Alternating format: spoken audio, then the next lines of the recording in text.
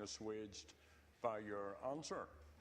And my own concern is that you will follow the example of Fianna Fáil on this issue, as you have on so many other issues. And when Fianna Fáil privatised Aer Lingus, Sinn Féin opposed that tooth and nail. And Seachtain Martin was a very prominent member of the government at that time. Now, you have acknowledged that direct air services, air route connectivity and these other elements are vital for investment, for tourism and for business on this island. And tens of thousands of jobs across the island rely upon global air connections. So let's be very, very clear.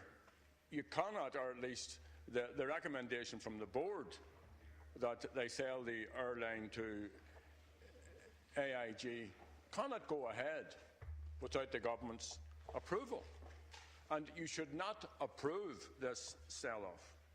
A likely outcome could well be major job losses, could well be the end of important air connections, including the strategically important Heathrow slats. And it's also reported, and perhaps you can say something about this, that senior executives at Aer Lingus would earn more than €30 million from their bonus share schemes if a sell-off proceeds. So, if this is true, this is the government now facing a choice of either rewarding wealthy businessmen at the expense of Irish citizens or of defending Irish national interests. So I repeat what I said earlier. This sell-off cannot go ahead unless you agree to it.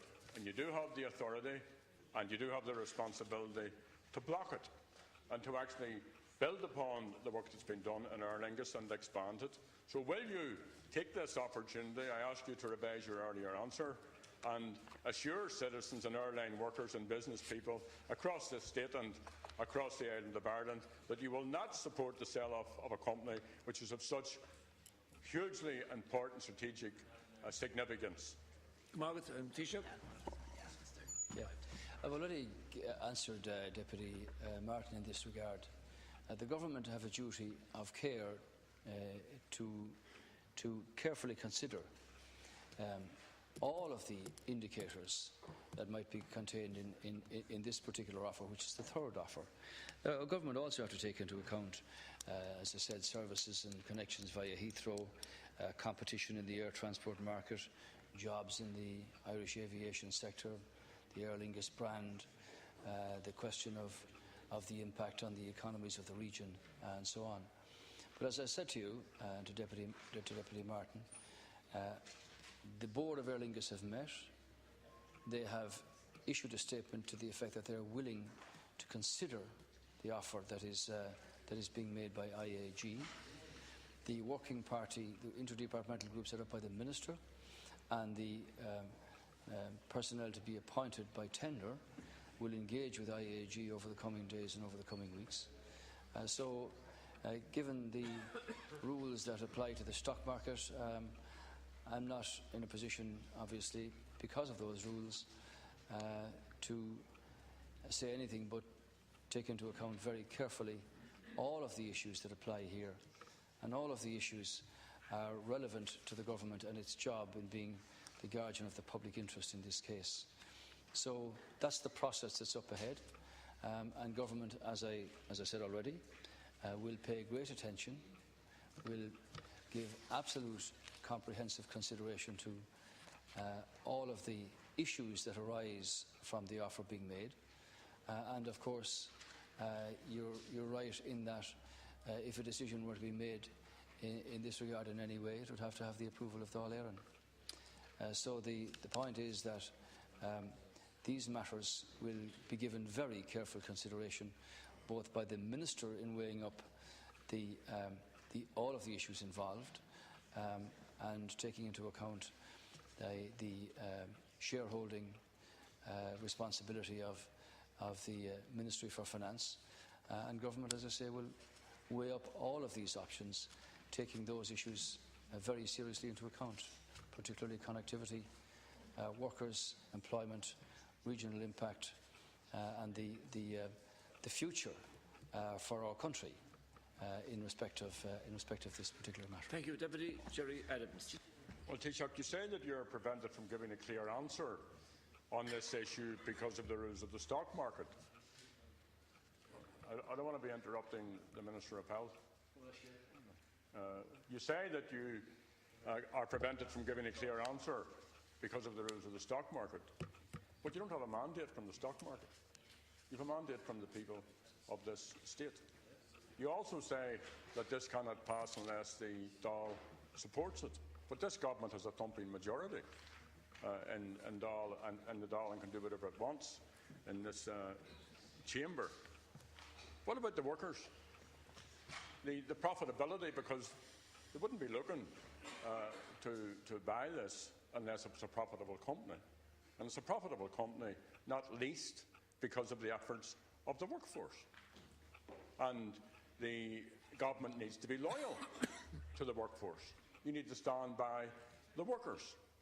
And there is a very, very clear need at this time of recovery to ensure that it's both a balanced recovery, that it's not a two-tier recovery, and that the current employment levels at Aer Lingus be maintained and expanded and built upon. And this is hugely important for the local economies of the regions involved. There are 3,900 citizens employed by Aer Lingus, and there are huge fears that there would be a negative effect for those in Dublin and Shannon and Cork Airport. Thank you, and it's also believed that if IAG take over, that most of the senior decision-making posts, the executive posts, would be transferred to London. Tommy Cricknahanish, Lascon Cordia. So the state, through its stake in Aer Lingus, has the potential and the duty to be an advocate for sustainable development of Aer Lingus in the interest of its customers, its workers, and the island as a whole. IAG don't have those same interests like any other private multinational conglomerate. Its objective will be to get the maximum profit from its share. So I'm inviting you, Taoiseach, once again, to put Irish interests first and commit clearly now to opposing any sell-off of Aer Lingus. And I remind you what I said in my opening sentence. You don't have a mandate from the stock market. You have a mandate from the people of this state. Taoiseach. You know something, I actually agree with you in respect to your first sentence. We don't have a mandate from the stock market, but we do have a mandate from the people. And that mandate is to take into account the future of the people, their recovery in terms of our standard of living, their recovery in terms of our economy and what that means.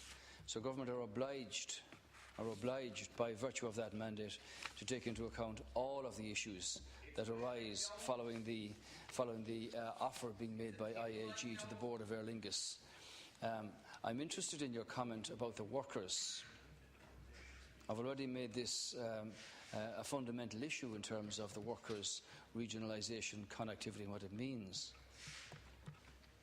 I think I heard you say yesterday evening that you didn't want any change in the status of AIB, which would mean that you don't want monies back for the taxpayer when they put it in there. You indicated that you don't want anything to do with direct recapitalisation, which is the same thing. You don't want anything to do with the European Union, and yet you're concerned about workers. So effectively, Deputy Adams, what you're saying with your economic theories of last night are very different than your economic theories of today. That won't stay the course, Deputy Adams.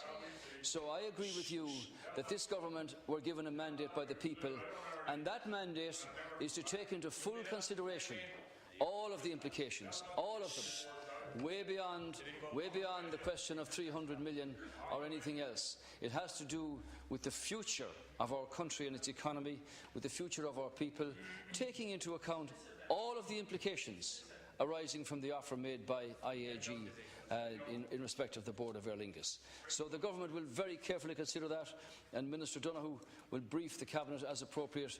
And as I said to Deputy Martin, the names of the personnel to be will be announced tomorrow following the tender process being completed later this evening. Thank you, Taoiseach. Now for the technical group.